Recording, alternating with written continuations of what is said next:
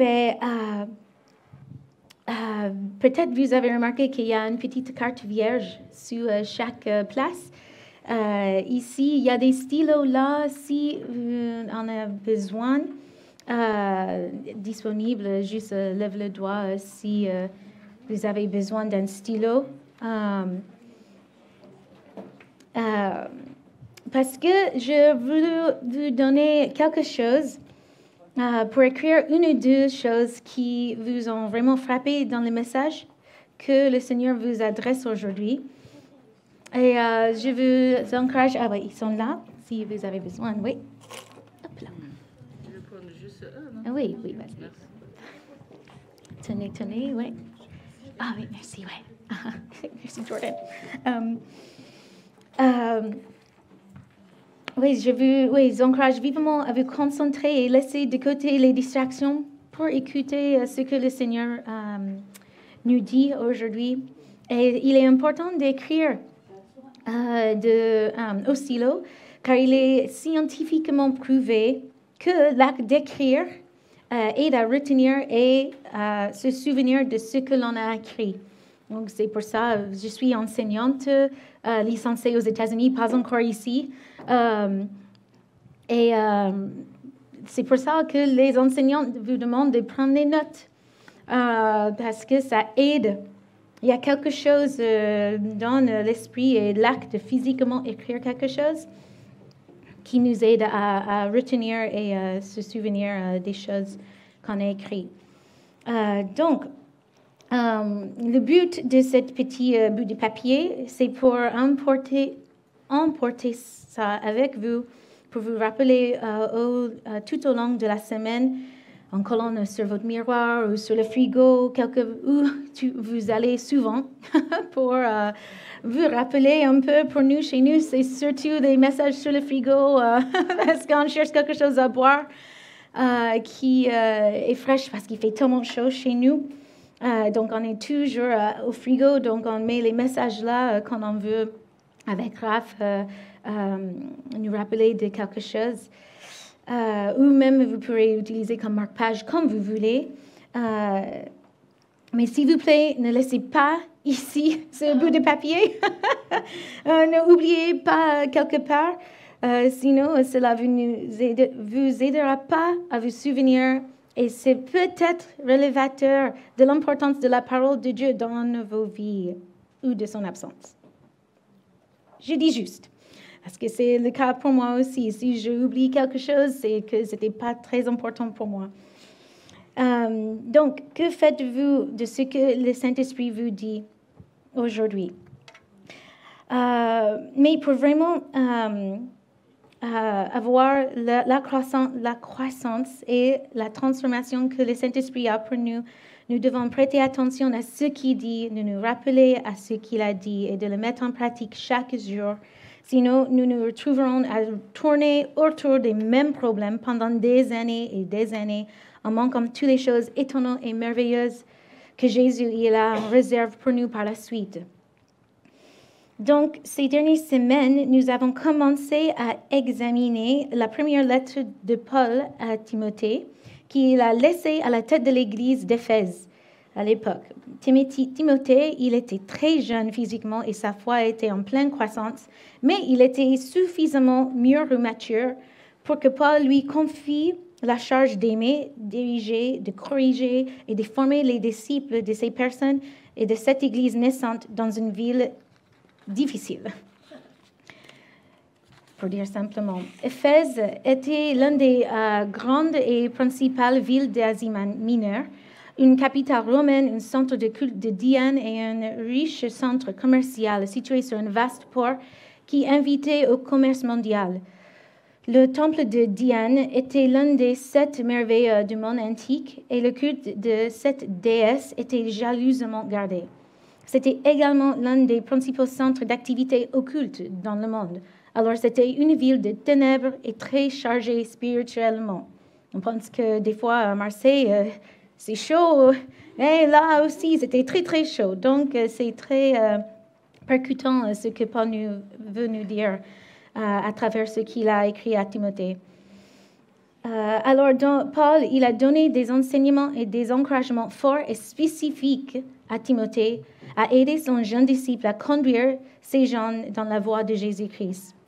Et c'est exactement l'objectif et le désir que nous avons pour chacun d'entre vous ici à Every Nation Marseille. Vous pourrez montrer le premier diapo. Nos valeurs fondamentales sont simples. Vraiment, le premier avant celui-là, je pense. Voilà. Donc, ça, c'est vraiment nos valeurs ici. Et c'est d'aimer Dieu, de s'aimer les uns les autres et aimer le monde. Donc, si vous pourrez dire avec moi, parce qu'on veut que tout le monde a ça vraiment écrit pour dire à n'importe qui qu'on croise dans la rue, alors votre église, c'est quoi qui est important pour votre église? Voilà, oui, c'est aimer les uns les autres et aimer le monde.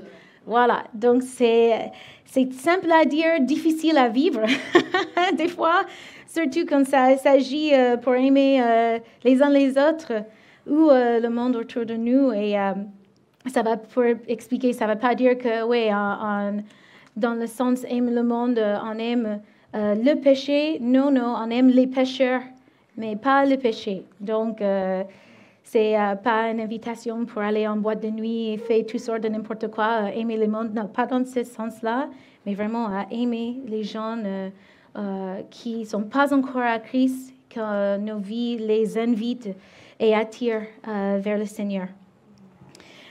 Et pour ceux qui ne savent pas, notre Église fait partie d'une organisation mondiale qui s'appelle aussi Every Nation, où on tire notre nom, Every Nation Marseille. Il y a des églises établies et des implantations des églises dans plus de 80 nations différentes. Donc, on fait partie d'une grande famille mondiale. Vous pourrez aller au prochain diapo. Et donc, à Every Nation, nous existons pour honorer Dieu en établissant des églises et des ministères de campus centrés sur le Christ, habillés par l'Esprit et socialement responsables dans chaque nation.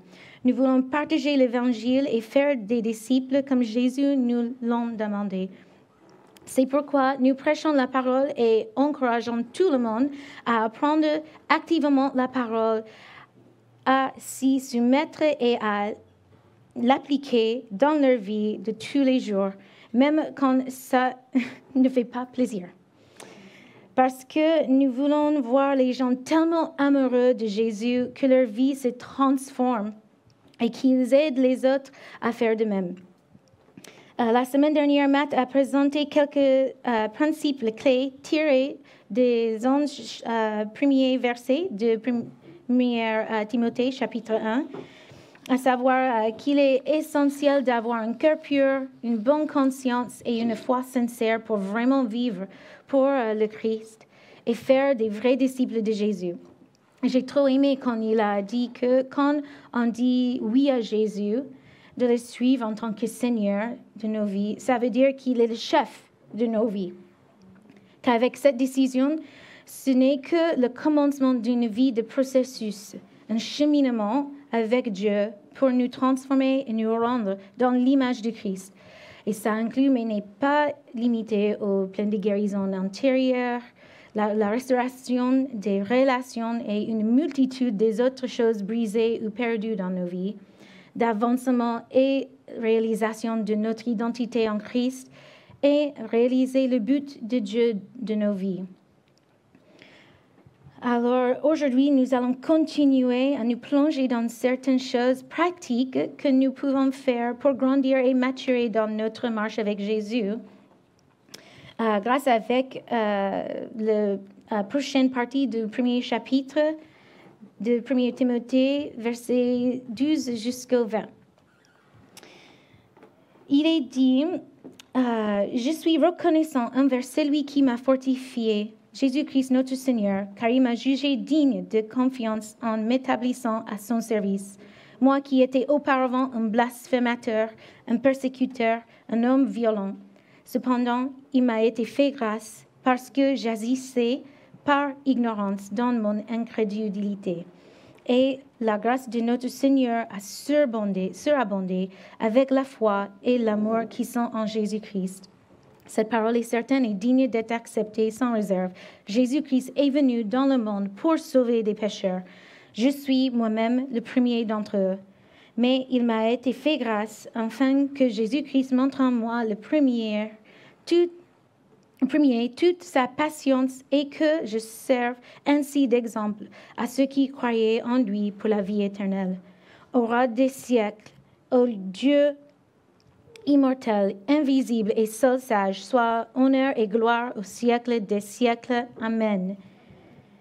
Timothée, mon enfant, voici l'instruction que je t'adresse, conformément aux prophéties faites précédemment à ton sujet, t'appuyant sur elles, combat le bon combat en gardant la foi et une bonne conscience. Cette conscience, quelques-uns l'ont rejetée et ils ont fait naufrage par rapport à la foi.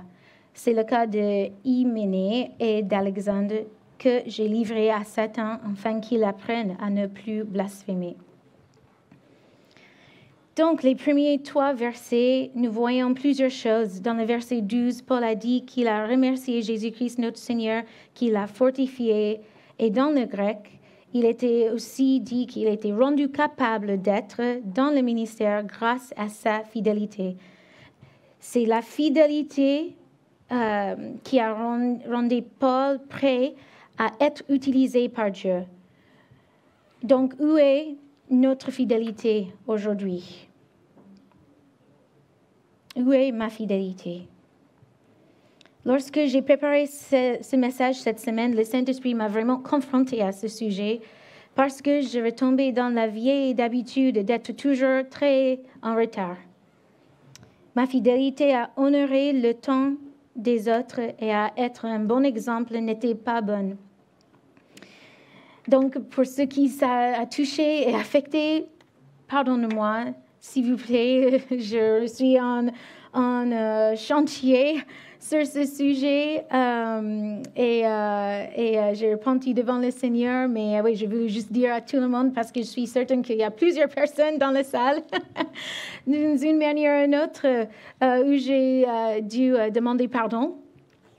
Mais peut-être on dit, mais oui, mais Jenny, c'est Marseille, c'est pas grave, tranquille. Oui, mais Jésus n'a pas changé qui il est et ce qu'il attend de nous parce que nous sommes à Marseille, n'est-ce pas? Notre exemple et notre norme, c'est Jésus-Christ. Rien de moins. Le bar est là. Il exige notre excellence et notre fidélité dans tout ce que nous pensons, faisons et disons, pour être différents de ceux qui nous entourent et pour témoigner de sa puissance transformatrice dans nos vies. Alors, pas d'excuses. Il veut l'excellence de nous. Il nous dit dans sa parole toutes les choses qu'il attend de nous. Donc, on doit lui donner ce qu'il demande. Ensuite, que signifie notre parole? Jésus a été très clair lorsqu'il a dit en Matthieu 5, versets 34 jusqu'à 37, « Mais moi, je vous dis de ne pas jurer de tout, ni par le ciel, parce que c'est le trône de Dieu, ni par la terre, parce que c'est son marchepied, ni par Jérusalem, parce que c'est la ville du grand roi. Ne jure pas non plus par la tête, car tu ne peux pas rendre blanc ou noir un seul cheveu. Que votre parole soit oui pour oui, non pour non. Ce qu'on y ajoute vient du mal ou du diable. » Donc, avec cette parole aussi, il ne faut plus dire « Oh, ben, je te jure ». Parce que ça, j'entends ça tout le temps. Et même moi, ça a sorti de ma bouche. Et quand j'étais confrontée avec ces versets, je dis, ah, mince. OK, je dois changer comment je parle. Et je t'ai rappelé de ça aussi pendant notre petit groupe, juste l'importance de ce qui sort de nos bouches. Avec une femme formidable dans notre groupe qui a partagé ça, un petit peu de son parcours avec le Seigneur pendant la semaine. Et ça a vraiment me touché. Et ce verset-là, quand j'ai vu ça, c'est important que nous, en tant que disciples de Jésus, les enfants de Dieu, que notre langage s'aligne avec sa parole. Et que les gens peuvent voir facilement la différence entre nous qui ont notre espoir dans la grâce que le Seigneur nous a donnée et que ceux qui n'ont pas encore découvert cette grâce. Nous devrions tous vouloir être utilisés par Dieu pour exercer un ministère auprès des autres. Mais sommes-nous fidèles à ce qu'il nous a dit de faire aujourd'hui ou hier?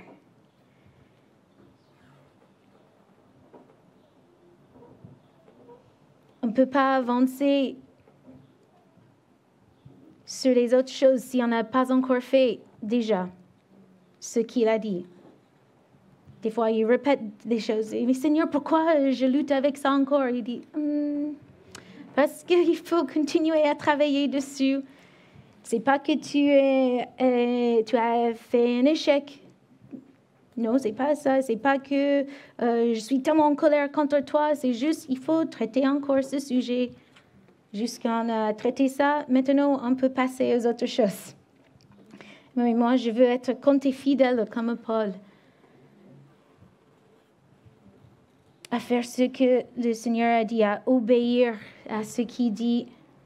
Et comme ça, je peux être transformée et avancer dans ma marche avec lui.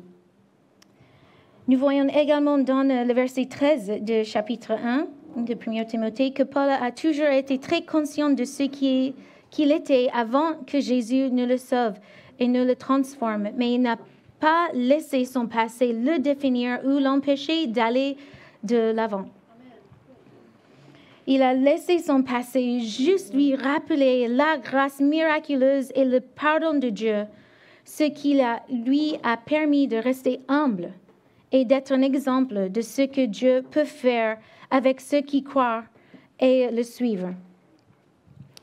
Encore, je lis le verset 13. Moi, qui étais auparavant un blasphémateur, un persécuteur, un homme violent, cependant, il m'a été fait grâce parce que j'agissais par ignorance dans mon incrédulité.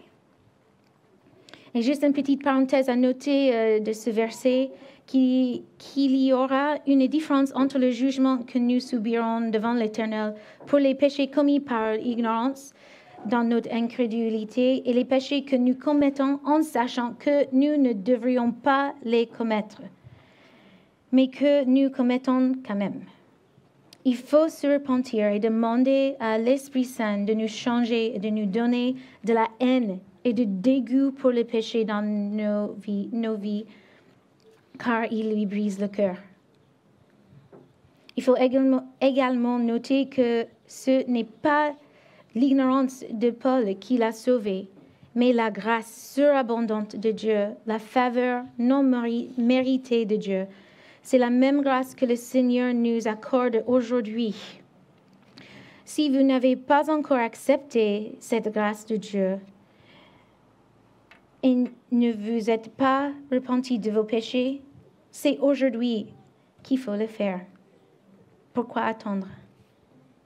Il attend pour vous avec les bras grands ouverts, avec amour. On n'est pas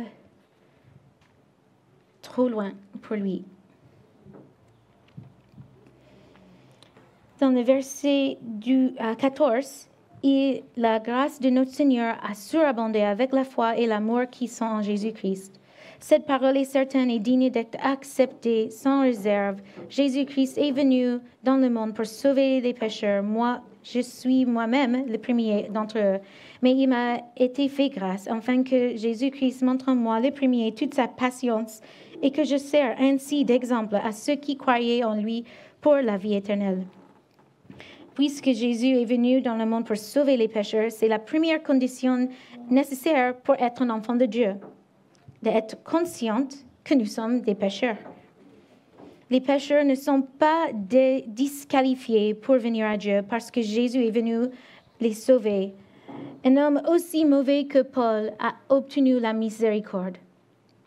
Cela signifie que la porte est ouverte à d'autres personnes qui ne sont pas d'aussi mauvais pécheurs que Paul. En Marc 5, versets 28 à 29, il dit, Jésus a nous dit que je vous le dis en vérité, tous les péchés seront pardonnés aux hommes, ainsi que les blasphèmes qu'ils auront proférés, mais celui qui blasphémera contre le Saint-Esprit n'obtiendra jamais le pardon. Il mérite une condamnation éternelle. Nous ne sommes pas tous également pécheurs. Le théologien Charles Spurgeon a dit « Tous les hommes sont vraiment pécheurs, mais tous les hommes ne sont pas également pécheurs. Ils sont tous dans le vase, mais ils n'y ont pas tous sombré à la même profondeur. » Paul estimait à juste titre que ses péchés étaient pires parce qu'il était responsable de la mort, de l'emprisonnement et de la souffrance des chrétiens qu'il avait persécutés avant que sa vie ne soit changée par Jésus. Dans le chapitre d'Actes, chapitre 26, verset 11, Paul explique à Agrippa ce qui aurait pu être son pire péché. Je l'ai châtié souvent dans toutes les synagogues. Je l'ai obligé à blasphémer et pris d'une violente colère contre eux. Je l'ai persécuté jusque dans les villes étrangères. Il a contraint d'autres personnes à blasphémer contre Jésus. Il s'agit là d'une partie très horrible du péché de Saul. Détruire leur corps était déjà assez grave, mais détruire aussi leurs âmes, les obliger à blasphémer, à dire du mal de ce nom qui confessait être leur joie et leur espérance. C'était certainement la pire forme que même la persécution pouvait prendre. Il est forcé, sous la torture, à abjurer le Christ que leur cœur aimait. Pour ainsi dire, il ne se contentait pas de les tuer, mais il devait les damner aussi. Pour ainsi dire, il ne se contentait pas de les tuer, mais il devait les damner aussi. Il y a des péchés plus graves que d'autres, mais ceux qui portent atteinte au peuple de Dieu sont particulièrement graves aux yeux de Dieu. Nous devons nous demander sobrement si nous sommes coupables aujourd'hui ou dans le passé de nuire au peuple de Dieu.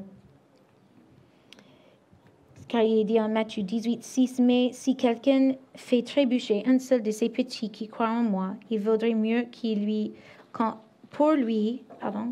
suspende à son cou une mule de moulin et qu'on le jette au fond de la mer. » Jésus est le grand protecteur des enfants, y compris ses enfants spirituels.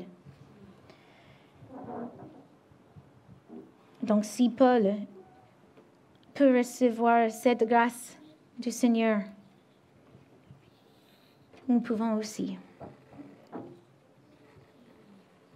Ensuite, nous retournons dans notre texte principal de 1 Timothée 1, de verset 17, car Paul ne pouvait pas penser à son état, à la grandeur du salut de Dieu et à la grandeur de l'amour de Dieu, sans se lancer dans une louange spontanée. Au roi des siècles, au Dieu immortel, invisible et seul sage, soit honneur et gloire au siècle des siècles. Amen. À quand remonte la dernière fois où une adoration et une louange spontanée ont jailli de votre âme, rien qu'en pensant à qui est Dieu et sa grâce accordée à nous? Au verset 18, Paul dit à Timothée, « Je te confie cette charge. Une fois encore, le mot grec pour charge, parangélia, est le même qu'en 1 Timothée 1:3. C'est un mot militaire qui fait référence à un ordre émanant d'un commandement. Afin que vous puissiez mener le bon combat. L'accent n'est pas sur les paroles prophétiques que Timothée a entendues dans le passé. L'accent est mis sur la bataille qui se déroule actuellement devant lui, où il doit mener le combat, c'est-à-dire combattre le bon combat. À noter, Timothée avait un travail devant lui et cela allait être une bataille. Cela n'allait pas être facile, ni confortable, ni insouciant. Il devait aborder le travail que Paul lui avait laissé à Éphèse comme un soldat aborde la bataille. Et deuxièmement aussi, cela a donné à Timothée une raison supplémentaire à rester à Éphèse. Il devait se sentir responsable de rester alors qu'il avait envie de partir. Parce qu'il était comme un soldat dans une bataille qui ne pouvait pas abandonner son poste. Est-ce qu'on a cette même attitude quand ça ne va pas dans nos vies? Est-ce qu'on pense comme un soldat dans la bataille pour ne pas lâcher, pour ne pas courir, pour dire oh, c'est bon, je me lâche? Ou est-ce qu'on reste fidèle et on mène le bon combat que le Seigneur nous demande à faire? Les outils de la guerre sont la foi et une bonne conscience. Timothée devait avoir la foi que Dieu contrôlait la situation et qu'il le gardait dans sa recherche. Il devait avoir une bonne conscience car ses ennemis allaient l'attaquer. Et si Timothée ne s'était pas conduit correctement, ils auraient de bonnes raisons de l'attaquer. On ne veut pas donner des raisons pour les gens à nous critiquer, l'ennemi, le diable, à nous critiquer.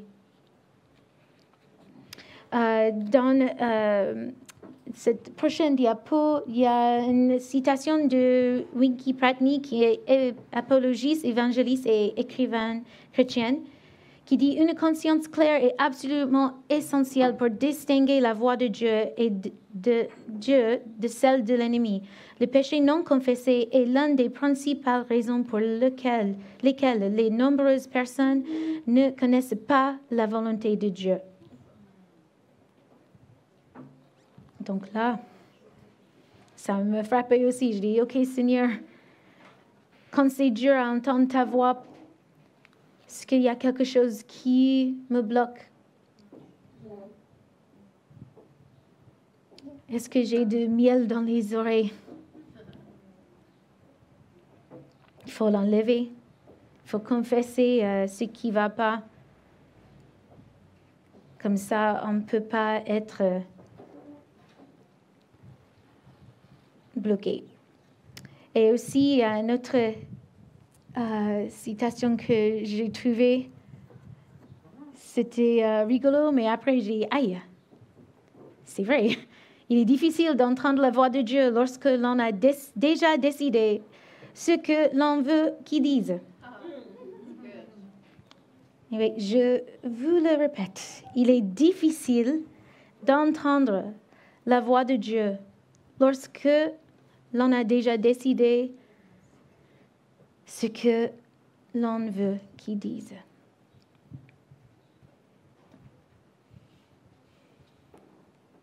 Il faut baisser tous nos attentes, il faut voir la parole telle qu'elle est et de le mettre en pratique, même si ça ne convient pas à ce qu'on a imaginé. Parce qu'il y a plein de trucs dans la vie, on n'a pas du tout imaginé que ça se passe comme ça. Mais qu'est-ce qu'on fait avec les déceptions? Qu'est-ce qu'on fait avec nos rêves, devant le Seigneur? Est-ce qu'on les tient comme ça? Seigneur, fais ce que tu veux. Est-ce qu'on le tient comme ça? Parce que s'il doit le prendre, ça fait mal pour ouvrir nos mains. Mais si on a les mains ouvertes, c'est facile pour lui à prendre et redonner, lui donner encore plus.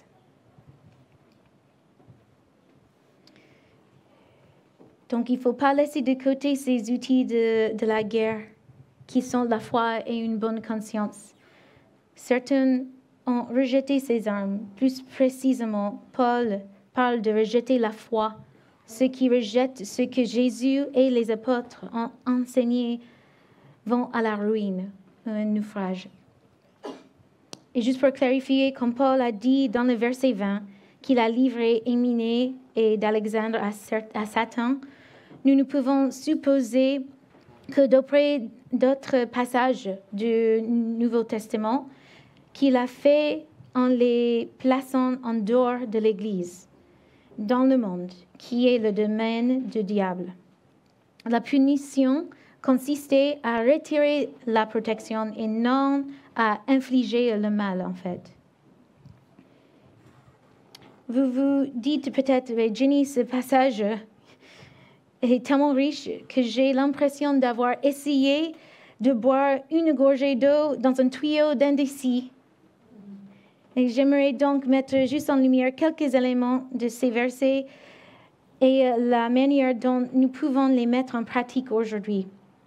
Comme j'ai mentionné précédemment, tout comme Paul souhaitait que Timothée soit équipé dans sa foi et qu'il aide et dirige les autres à faire de même, le cœur de notre équipe ici à Every Nation Marseille est que chacun et chacune d'entre vous connaisse Dieu et sa grâce pour nous et tombe si profondément amoureux de lui qu'il grandisse constamment dans sa foi, qu'il soit transformé et fasse des disciples en aidant les autres à faire de même.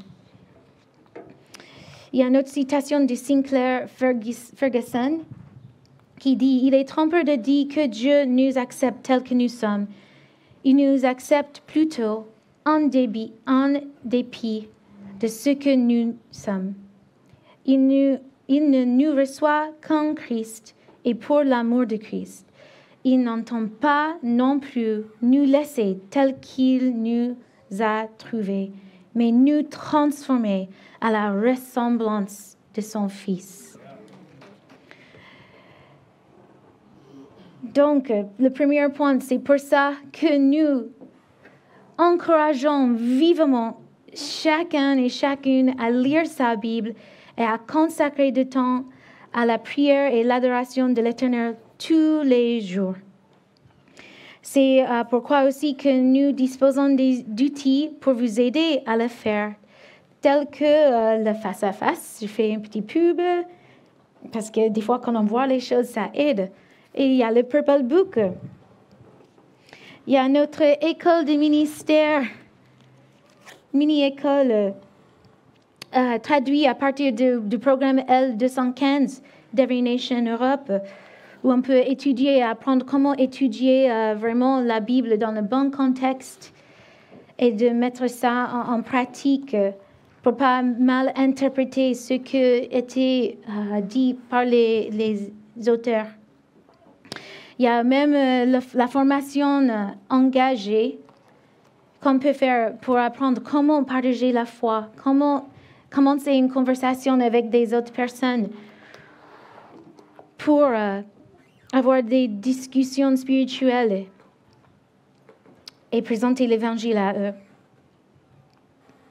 Et tout cela fait partie de notre parcours de croissance qui peut vous aider à savoir quelles sont les prochaines étapes qui s'offrent à vous pour grandir dans votre marche avec Jésus-Christ. Et peut-être vous vous dites, cette personne, il y a une ligne blanche pour insérer un prénom, a vraiment besoin d'entendre ça. Et si vous ne vous êtes pas demandé une seule fois si j'attendais ça moi-même, où en suis-je en ce qui concerne tel ou tel sujet. Je suis la première à admettre que je suis capable d'avoir agi à la sorte dans le passé. Il y a une image que j'ai trouvée très forte qui disait avant d'utiliser la parole de Dieu comme une épée, utilise-la d'abord comme un miroir. Fou! Parce que c'est tellement facile à voir Pierre, Paul et Jacques, comme Raphaël dit, dans la rue. Ah, mais qu'est-ce qu'ils regardent? Ils font n'importe quoi encore. Oh là là. Ou même dans l'église. Oh, qu'est-ce que cette personne me gonfle à chaque fois? Oh. Mais après, il y a des choses dans nos vies, nos propres vies. Et si on a la parole toujours comme un miroir comme ça, regarde-toi, qu'est-ce que tu fais? Regarde. Ah, qu'est-ce qui était mauvais? Ah, cette parole que tu as donnée à cette personne. Ou au boulot, regarde-vous. Vous êtes aussi mauvais, j'en ai marre de vous, je veux quitter ce boulot. Il faut prendre la parole, retourne-le comme un miroir pour examine mes pensées. Qu'est-ce que j'ai pensé quand cette personne fait un coup de poisson devant moi? Sur l'aile de Seigneur, pardonne-moi. Qu'est-ce que j'ai dit quand j'étais frustrée? Je ne sentais pas trop bien. Comment j'ai répondu à Raph? Mon mari, pour ceux qui ne connaissent pas de qui je parle. Comment j'ai répondu à Raph quand j'étais fatiguée? Les paroles qui sortaient de ma bouche dans telle manière. Seigneur, alors, ta parole, qu'est-ce qu'elle dit? Ah, c'était pas bon. Parce qu'on veut être traité comme on traite des autres. Donc, si je ne veux pas qu'il me parle sèchement, moi aussi, on utilise la parole comme un miroir.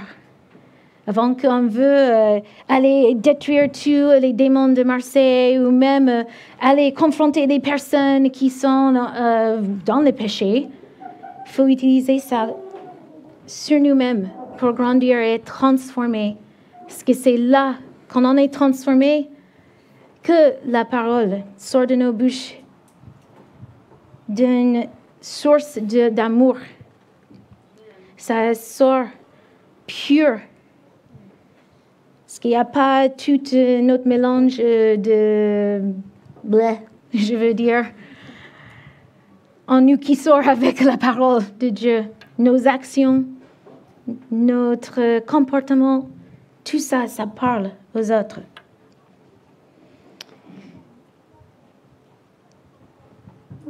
Et nous devons examiner la parole et permettre à la parole de nous examiner. Nous ne voulons pas être comme il est dit en Matthieu 15, l'aveugle qui essaie de guider l'aveugle, car nous tomberons tous les deux dans un gouffre. Avant d'essayer de guider les autres, conduisons-nous au pied de Jésus et dans toutes ses voies.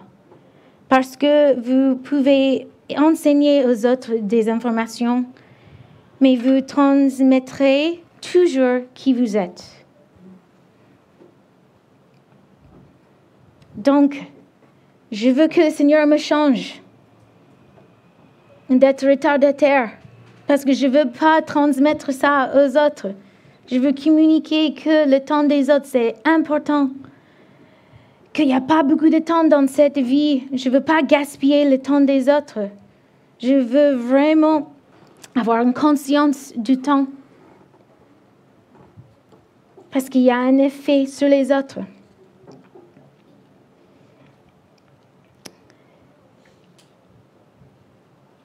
J'ai découvert que essayer de ressembler davantage à Jésus donne de bien meilleurs résultats que d'essayer de devenir un meilleur moi. Je veux être comme Jésus. Il est notre modèle. Il était parfait. Et il est parfait dans toutes ses voies. Je ne veux pas m'améliorer moi-même. Ça ne sert à rien. Oui, je peux être bonne dans des trucs, mais sauf que le Saint-Esprit me transforme dans l'image de Jésus.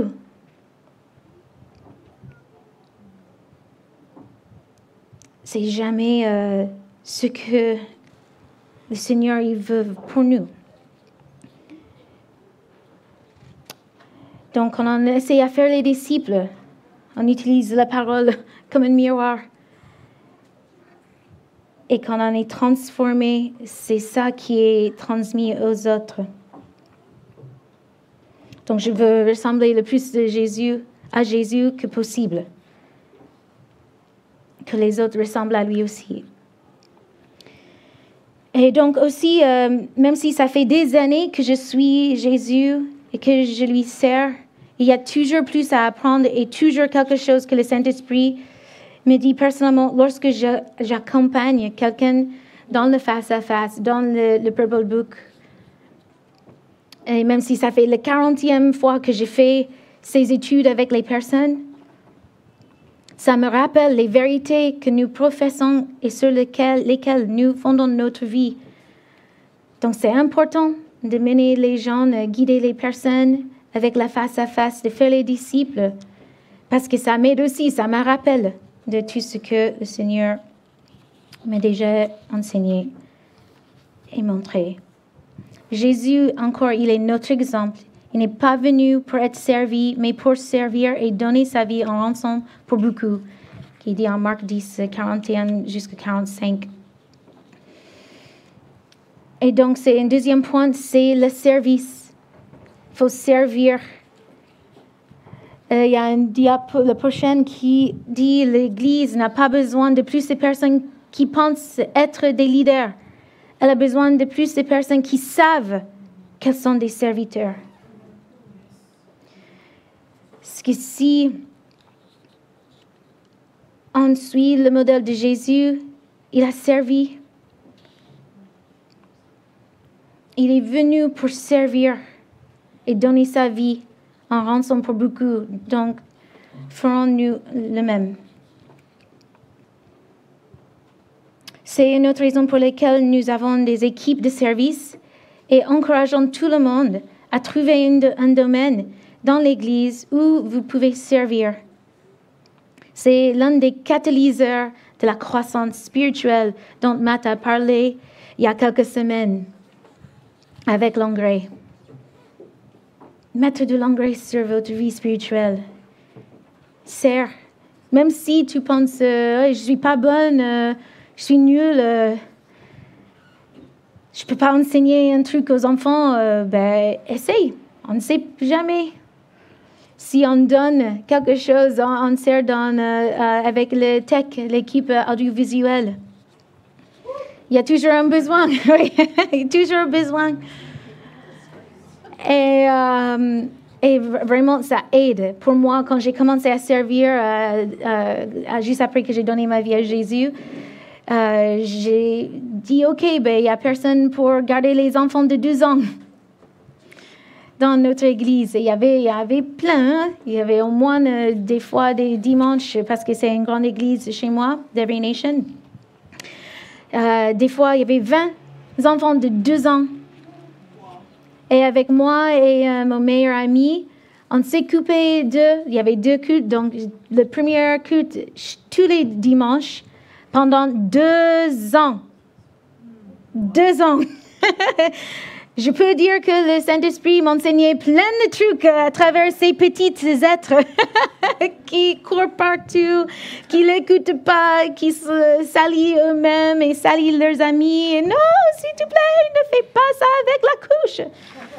Oh, il y a des histoires que je ne peux pas raconter aujourd'hui, mais je peux dire vraiment que le Saint-Esprit a forgé quelque chose en moi à travers ces années de service cachées au derrière.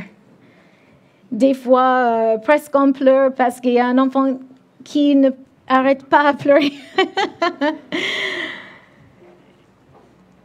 Et le Seigneur a vu ça, il a utilisé ça pour adoucir mon cœur et pour m'aider vraiment à grandir en lui. Et donc, et troisièmement, enfin, nous encourageons tout le monde à participer à un petit groupe hebdomadaire et à faire une journée de la liberté pour avoir de bonnes et solides relations qui vous poussent et vous tirent de plus en plus près de Jésus. Les personnes que vous fréquentez et dont vous êtes proches sont celles que vous deviendrez. Il y a un dernier diapo avec une image là. Entourez-vous d'amis qui feront un trou dans le toit, vous soulèveront et vous porteront jusqu'au pied de Jésus. Ce sont des amis que je veux dans ma vie. Et ce sont des amis qu'on a. Parce que quand Raphaël et moi avons perdu, pour ceux qui ne savent pas, on a perdu notre fille le 10 février 2021. 21 mois, elle était en santé parfaite. Et c'était juste une attaque de diable, très diabolique. Car avec les autopsies, ils n'ont jamais trouvé quoi que ce soit. Il n'y a aucune raison scientifiquement pourquoi on n'est plus là. Et je peux dire qu'il y avait des amis, cette Église, qui nous a portés dans leur cœur, avec les prières, avec le service, qui sont venus chez nous. Et quand j'étais par terre, je ne pouvais même pas bouger. Ces personnes, elles m'ont porté au pied de Jésus. Je peux dire qu'on est toujours là aujourd'hui devant vous grâce à ces relations qu'on a bâties ensemble, qu'on a partagé nos vies, qu'il y avait une profondeur de cœur. Et les liens qui nous a aidés à continuer dans les moments les plus sombres et horribles de nos vies. Mais c'est pas possible d'avoir ces relations si on ne passe jamais de temps ensemble, n'est-ce pas? C'est pour ça qu'on vous annonce toutes les semaines les petits groupes. Trouvez un moment dehors du culte du matin ou le soir pour se rencontrer, pour vraiment bâtir et fonder des relations qui sont tellement importantes qu'on ne peut pas bouger dans la vie. Même si ça va bien, ou on pense que ça va bien et on est en train d'écarter, en fait, il y a des amis qui viennent, non, c'est pas bon ce que tu es en train de faire. Viens à Jésus. Allez, on veut ces personnes, on veut ces amis et ces relations. Et aussi avec une journée de la liberté, c'est un moment où on vient devant Jésus. On se focalise sur lui. Et on dit, Seigneur, me voici. Et puis on lui laisse travailler une guérison profonde dans toutes sortes de domaines de nos vies, même quand on ne réalise même pas qu'ils sont endommagés, qu'ils sont brisés, qu'ils sont sales, qu'ils étaient affectés pendant notre enfance.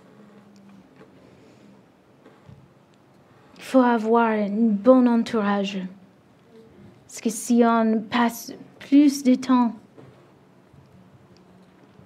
avec des amis qui nous tirent vers le bas, à quoi ça sert? Jésus, il était avec des pécheurs, mais ce n'était pas Jésus qui a changé, c'est lui qui a changé des autres. Donc, c'est quoi l'influence que vous avez sur votre entourage? Est-ce que c'est eux qui vous tirent vers le bas ou c'est vous qui les tirez vers le haut, qui mènent au pied de Jésus? Nous avons besoin de les uns les autres et nous avons besoin d'être responsabilisés responsabiliser. Nous avons besoin qu'on nous rappelle cette grâce étonnante que le Seigneur a abondamment déversée sur nous et qu'il continue de déverser chaque jour afin que nous puissions persévérer et être transformés pour ressembler de plus en plus à Jésus.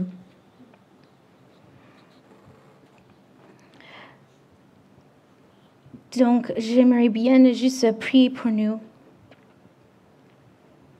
Et si vous avez besoin de la prière, qu'on prenne un moment pour prier ensemble. Si vous êtes une personne qui n'a jamais donné sa vie à Jésus, dont j'ai parlé tout à l'heure, beaucoup de ces choses ils font pas de sens, pas encore peut-être. Et j'aimerais bien juste prier pour vous que aujourd'hui soit la journée de votre salut. Car le Seigneur, il attend encore avec des bras grands ouverts, avec plein de pardon, peu importe ce qu'on a vécu, qu'on a fait ou dit dans le passé. Il dit que si on croit dans nos cœurs et on confesse avec notre bouche que Jésus est Seigneur, que nous sommes sauvés.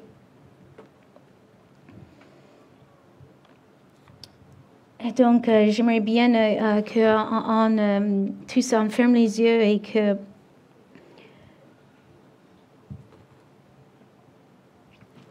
vous répétez après moi. Seigneur Jésus,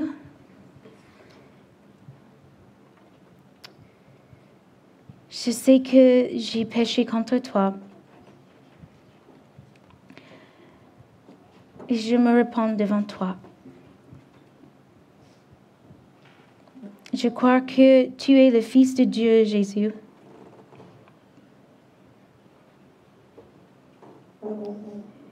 Et que tu es mort pour mes péchés,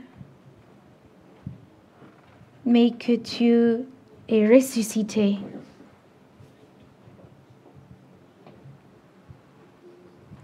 Viens, Seigneur, et vis en moi. Je confesse que tu es Seigneur et Sauveur de ma vie. Au nom de Jésus. Amen. Donc, si c'était votre prière de cœur, c'était la première fois où il y avait des choses dans votre vie et votre cœur, où vous savez que cette prière aujourd'hui, c'était vraiment important et profond, s'il vous plaît, venez me voir après ou voir quelqu'un dans notre équipe pour nous parler, qu'on puisse prier plus pour vous. Et aussi, qu'on peut vous aider pour les prochaines étapes, pour vraiment établir et grandir dans votre nouvelle vie, d'être né de nouveau avec le Seigneur. Et je vais juste prier pour nous tous aussi. Donc, merci Seigneur pour aujourd'hui. Merci pour les vérités, Seigneur, qu'on trouve à travers ta parole, Seigneur. Le message que Paul a écrit à Timothée, Seigneur, qu'on soit fidèle, Seigneur. Qu'on en a l'amour, une bonne conscience et la foi, Seigneur. Qu'on mène un bon combat, Seigneur. En regardant à ta parole, en l'utilisant comme un miroir, Seigneur. Que tu nous transformes, Seigneur, complètement. Que tu souffles ta vie, Seigneur, en nous, Saint-Esprit. Merci, Seigneur, pour chaque personne ici. Merci qu'on prenne ta parole et mettre en pratique tous les jours. Seigneur, qu'on s'implique, Seigneur, et sert dans l'Église, qu'on sert les uns les autres comme tu as nous servi, Seigneur. Et qu'on fonde des relations, Seigneur, profondes pour persévérer, Seigneur, n'importe quel obstacle, tempête ténébreuse ou difficulté qu'on affronte dans la vie. Merci, Seigneur, pour qui tu es,